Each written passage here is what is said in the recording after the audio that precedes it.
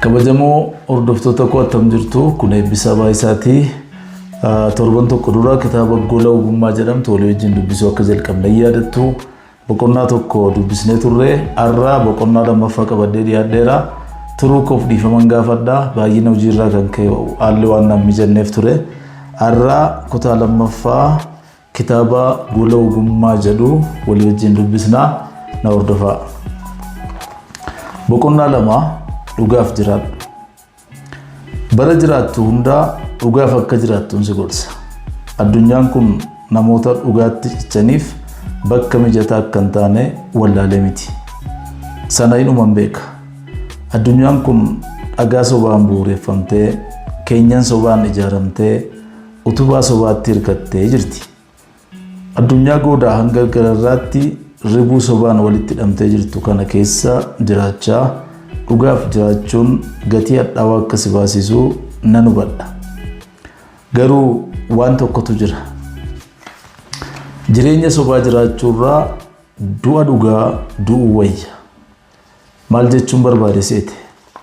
Nama jireenya sobaa jiraaturraa isa du'a dhugaa du'etu seenaa qaba.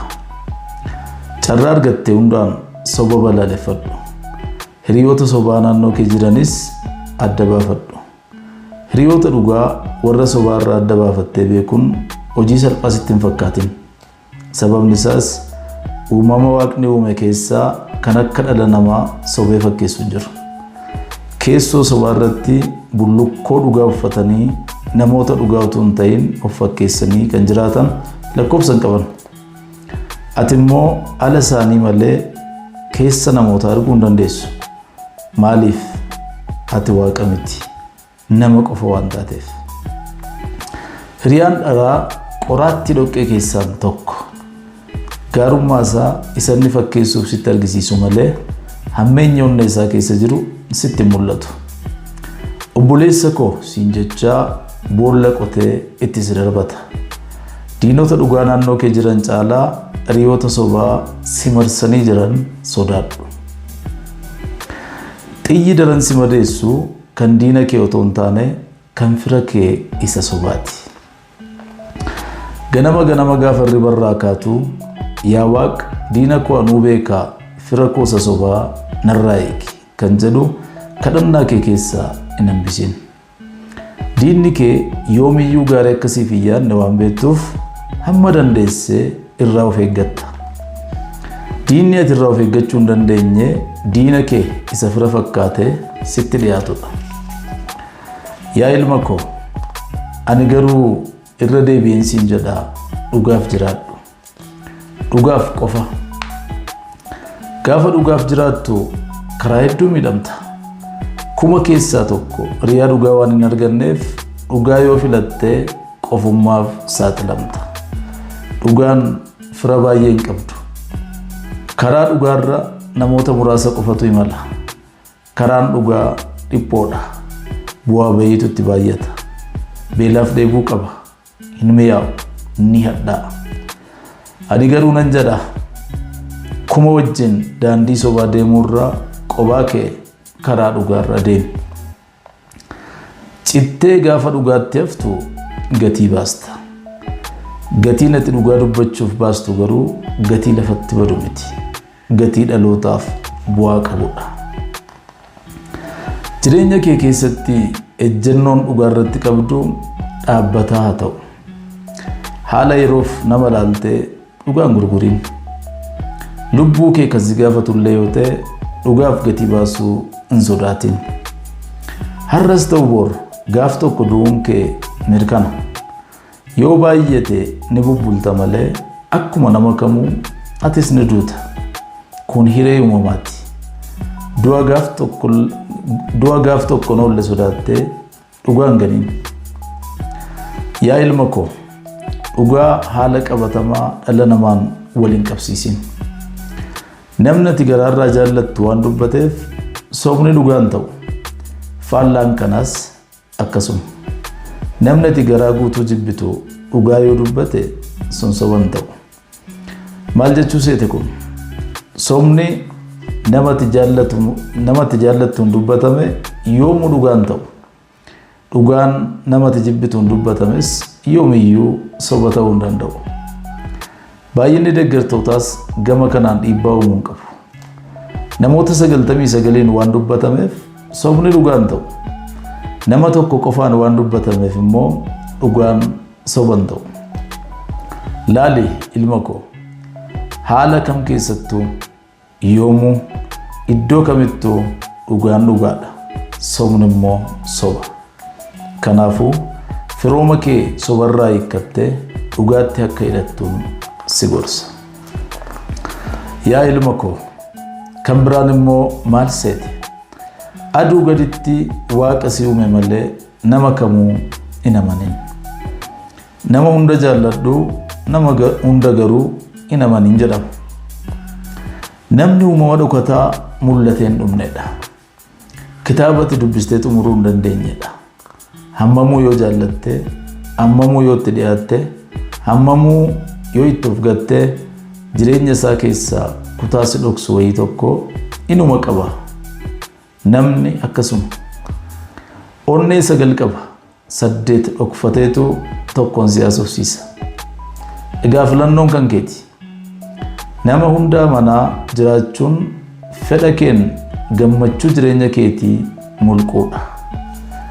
Dudduuba deebi'ee umurii koo darbe karaan irra deemee dhufe yoon ilaalu dogoggorri guddaan ani raawwadhe nama hundaa amanuu kooti.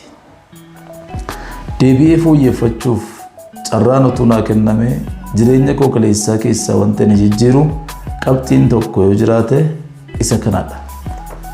Nama amanuun dhiisan ture. Nama hunda amanuun koo jireenya koo keessatti gatii akka malee addaa na baasise. Madaa gurguddaa yoomuu godaannis isaa narraan banne natti baase. Imimmaan hin malle buusisee na boossise. Onnee koo madaa'uun malle madeesse. Gufuun karaa koo irratti na dha'e siinis akka si dha'uun fedhu. Bakka ani itti mucucaadhetti akka ati kuftus hin barbaadu. Kanaafan gorsa barbaachisaa si gorsaa jira.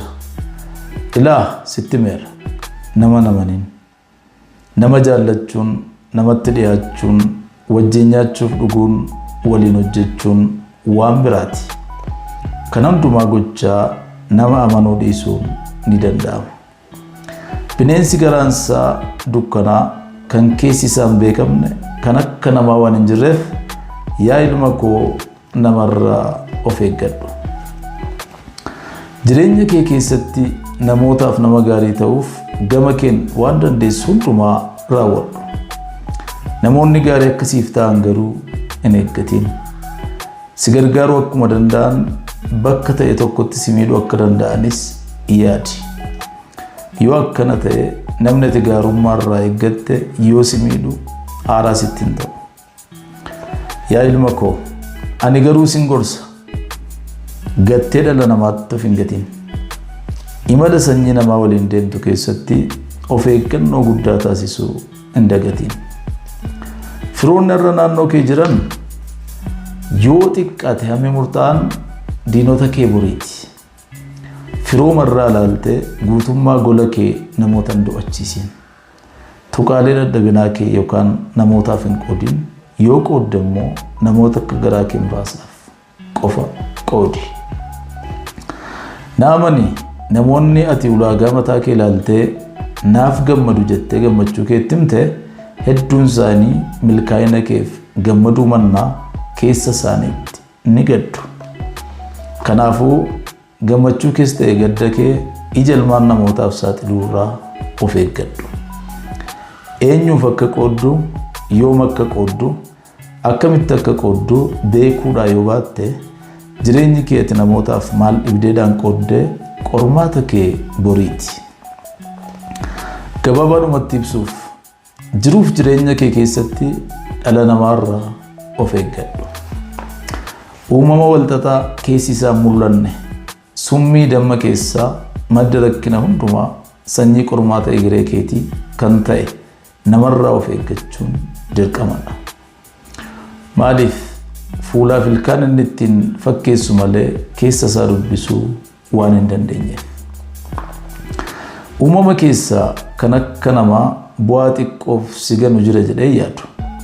Namni akkana faayidaa xiqqoo tokkoon bitamee du'aaf si kenna. Waan xiqqoof gaafa si ganu waan kaleessa waan hedduu si wajjin dabarsan fakkaatu.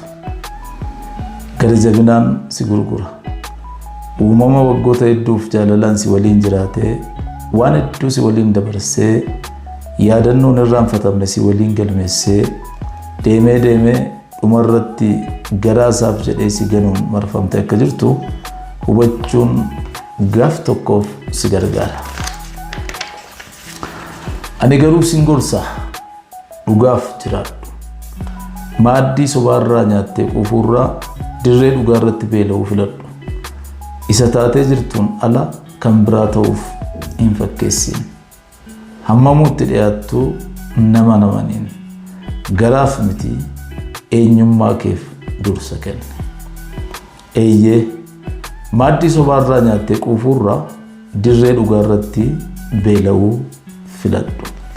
Kitaabni kun kitaaba Gola Ogummaa jedhamu kan waggaa 3 dura barreessee maxxansiise yoo ta'u ammatti gabaarra hin jiru. Garuu soofti kooppii kitaaba kanaa kan barbaadan karaa sooshaal miidiyaa kootiin qunnamuu dandeessu.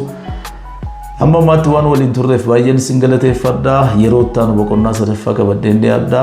Fuula yuutuubii kanaa guddisnu waliin taane. Agammaatti namoota muraasatu sabiskiraayibii godhe gara fuulduraa hojii gurguddaa irratti hojjechuu waan ana yaaduuf ammuma kanaa hiriyoota keessaniif akka gootan sabiskiraayibii warri hin goone sabiskiraayibii akka gootan share like akkanaa gootan kabaja guddaan isin gaafadha. Turtii guyyaa keenya har'aaf isin galateeffachaa bakka jirtan hundumatti nagaan isiniif haa ta'u. Nagaan tura. Kun eebbisa baay'isaati.